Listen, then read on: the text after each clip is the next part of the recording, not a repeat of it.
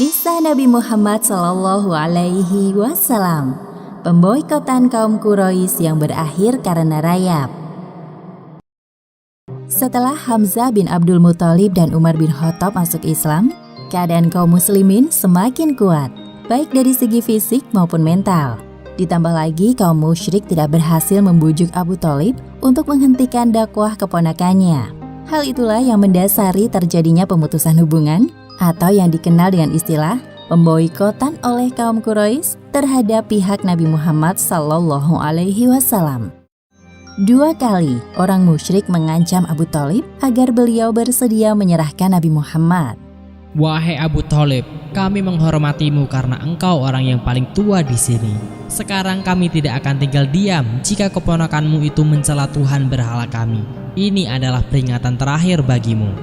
Jika Muhammad tidak berhenti, kami anggap engkau berada satu kubu dengannya. Dan dapat dipastikan salah satu dari kubu ini akan hancur. Ancaman keras tersebut cukup membuat Abu Thalib gentar.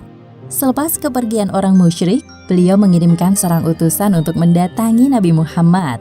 Pamanmu menyuruhku untuk mengatakan ini. Wahai keponakanku, telah datang ancaman dari kaum Quraisy. Mereka benar-benar akan menghabisimu. Paman mohon, engkau berhenti demi aku dan dirimu sendiri. Nabi Muhammad tahu benar bahwa Abu Thalib sangat mengkhawatirkan keselamatannya. Namun beliau tidak akan berhenti meski diancam keras oleh kaum Quraisy.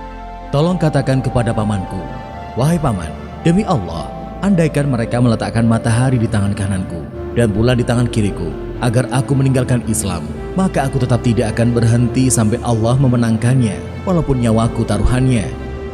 Mendengar jawaban dari keponakannya, Abu Thalib menangis terseduh-seduh. Katakan kepada Muhammad, teruskan dakwahmu dan demi Allah, aku tidak akan pernah menyerahkan engkau kepada siapapun. Kaum musyrik kecewa mendengar bahwa Abu Thalib bersedia untuk melepaskan diri dari kaumnya demi Nabi Muhammad. Bagaimana ini? Abu Thalib memilih menjadi musuh kita. Aku masih berat jika harus melawannya.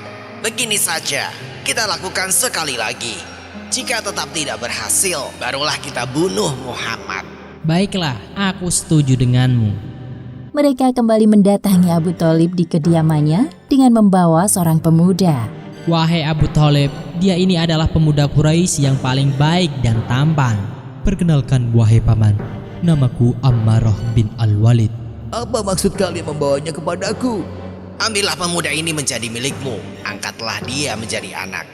Lalu serahkan keponakanmu kepada kami.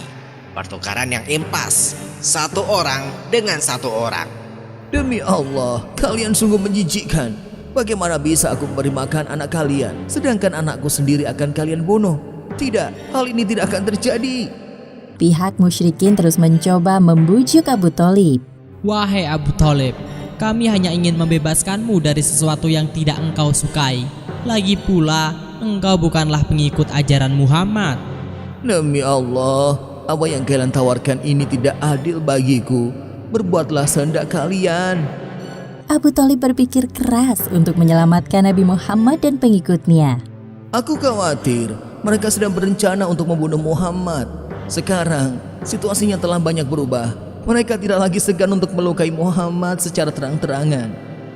Allah Subhanahu wa Ta'ala menggagalkan rencana kaum musyrik untuk membunuh Rasulullah karena Allah akan menyelamatkan beliau sebagaimana yang disebutkan dalam Al-Quran surat Az-Zukhruf ayat 79. Bahkan mereka telah menetapkan satu tipu daya jahat, maka sesungguhnya kami menetapkan pula. Abu Thalib melakukan pertemuan dengan kedua kabilah dari Bani Abdul Manaf, yaitu Bani Hashim dan Bani Abdul Muthalib. Wahai saudara-saudaraku yang aku cintai, demi Allah dan menjunjung nilai fanatisme, aku mohon kepada kalian semua yang ada di sini untuk mendukung Muhammad, anak dari saudara kita, Abdullah bin Abdul Muthalib. Saat ini hanya perlindungan dari kalian yang aku harapkan. Lagi pula, Muhammad tidak pernah melakukan kesalahan ataupun merugikan orang lain. Orang-orang yang hadir dalam pertemuan tersebut tersentuh dengan ucapan Abu Thalib. Mereka semua, baik yang telah masuk Islam ataupun belum, menyambut hangat ajakan beliau. Kecuali satu orang, yaitu Abu Lahab. Apa-apaan ini? Yang benar saja. Setelah kaum Quraisy mendengar pertemuan yang dilakukan Abu Thalib, mereka mulai gelisah. Sebaiknya kita tunda dulu rencana pembunuhan terhadap Muhammad. Aku khawatir akan banyak orang yang terbunuh hanya demi membelanya. Lalu apa rencana kita selanjutnya? Boikot pemutusan hubungan ini, itu solusi terbaik untuk saat ini. Orang-orang Quraisy berkumpul di markas Bani Kinanah untuk membuat Sokhifah atau lembaran perjanjian yang berisi pemboikotan. Dilarang keras melakukan jual beli dengan kabilah Bani Hashim dan Bani Al-Muthalib. Tidak boleh menikahi seorang pun dari mereka. Juga tidak perlu berbicara atau berbaur, apalagi berkunjung ke rumah mereka. Semua itu dilarang sampai mereka bersedia menyerahkan Muhammad.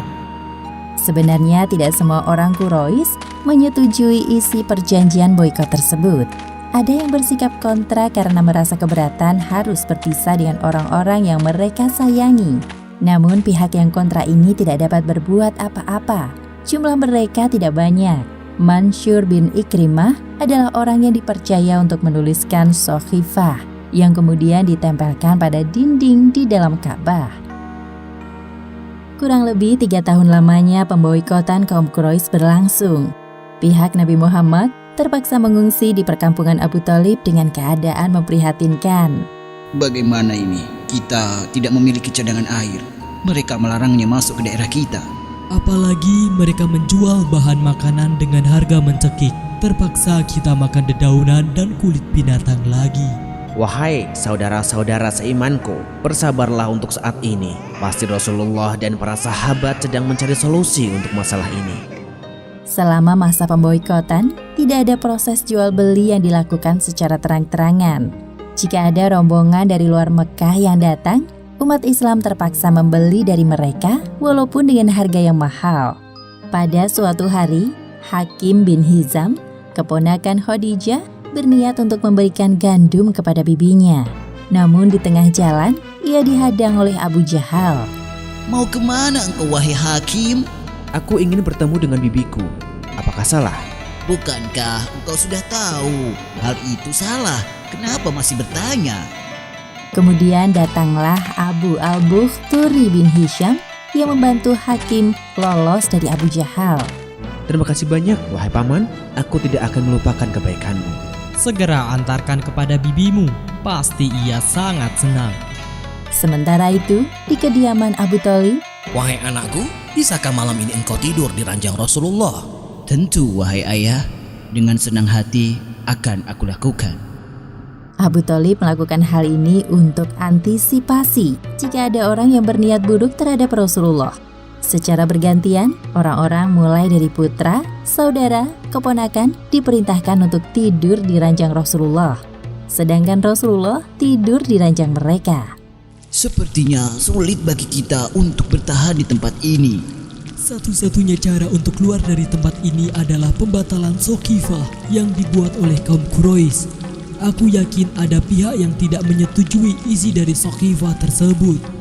Sesungguhnya Allah Subhanahu wa Ta'ala telah menggerakkan hati orang-orang Quraisy yang kontra dengan isi perjanjian yang dibuat oleh kaum musyrik. Mereka adalah Hisham bin Amru dari Bani Amir bin Lu'ay beserta 4 orang kawannya. Diam-diam, Hisham menyuplai bahan makanan kepada pihak Nabi Muhammad.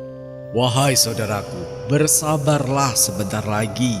Aku akan mencari orang untuk merobek Sokhifah itu. Terima kasih wahai Hisham. Kami semua di sini akan mendoakan keberhasilanmu. Kemudian Hisham mencari orang yang mau membantunya melakukan misi. Orang yang pertama ditemuinya adalah Zuhair bin Abi Umayyah. Ibunya bernama Atikah bin Abdul Muthalib, masih satu garis keturunan dengan kakek Rasulullah. Wahai Zuhair, apakah engkau bisa makan enak sementara saudara dari pihak ibumu kesulitan untuk makan? Lantas apa yang bisa aku perbuat bila seorang diri begini? Hashim memberitahukan kepada Zuhair tentang rencananya.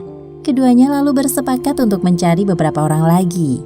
Al-Mut'im bin Adi, Abu al-Bukhturi bin Hisham, dan Zam'ah bin al-Aswad bin Muthalib akhirnya menyetujui ajakan Hashim untuk merobek Sakhifah. Keesokan harinya, kelima orang itu berkumpul untuk menyusun strategi.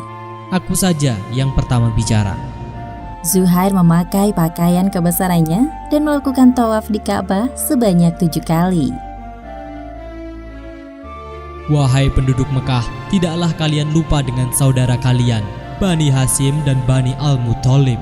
Selama ini mereka telah merasakan penderitaan. Sementara kalian di sini bisa makan dan beribadah dengan tenang. Di mana hati nurani kalian? Demi Allah, aku tidak tahan lagi untuk merobek Sakhifah yang telah memutuskan hubungan kekerabatan di antara kita. Abu Jahal yang melihat pidato Zuhair langsung bereaksi. Wahai Zuhair, jangan melakukan itu. Kalian semua jangan percaya dengan ucapannya yang...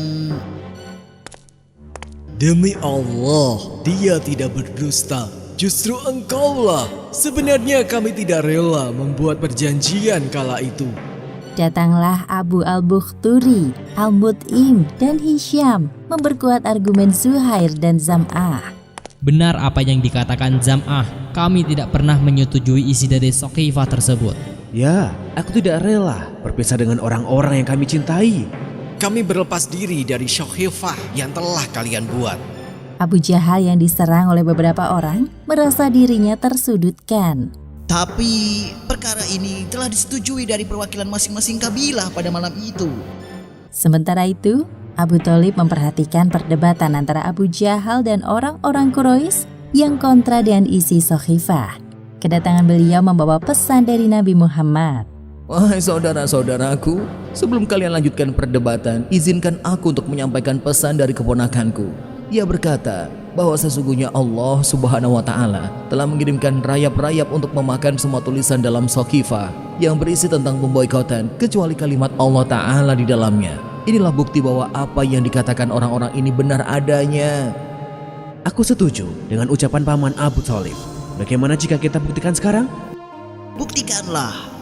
Al-Mut'im mengambil Sakhifah dan mengamatinya. Ternyata benar, semua rayap-rayap telah memakan tulisan tersebut, kecuali lafaz Allah di dalamnya. Subhanallah, Maha Suci Allah. Hah, benarkah itu? Ya, persis seperti apa yang disampaikan oleh paman Abu Thalib barusan. Alhamdulillahirrahmanirrahim. Akhirnya orang-orang dari pihak Nabi Muhammad dapat kembali ke Mekah dan beraktivitas seperti biasa. Sedangkan orang-orang musyrik yang jelas-jelas menyaksikan tanda kebesaran Allah memilih berpaling dengan alasan yang dibuat-buat. Aku semakin yakin bahwa rayap-rayap itu adalah bagian dari sihir yang dilakukan oleh Muhammad. Ya, sangat jelas terlihat. Demikianlah akhir kisah pemboikotan kaum Quraisy yang berakhir karena rayap. Hikmah yang dapat kita ambil dari kisah ini diantaranya, pertama, sesungguhnya Allah Subhanahu wa Ta'ala telah menampakkan orang-orang yang berhati bersih dan memiliki kesabaran yang tinggi dalam memperjuangkan agama Islam. Yang kedua, pemboikotan ini berhasil mencegah masuknya orang-orang yang memiliki tujuan buruk terhadap Nabi Muhammad SAW. Wallahu a'lam bishawab.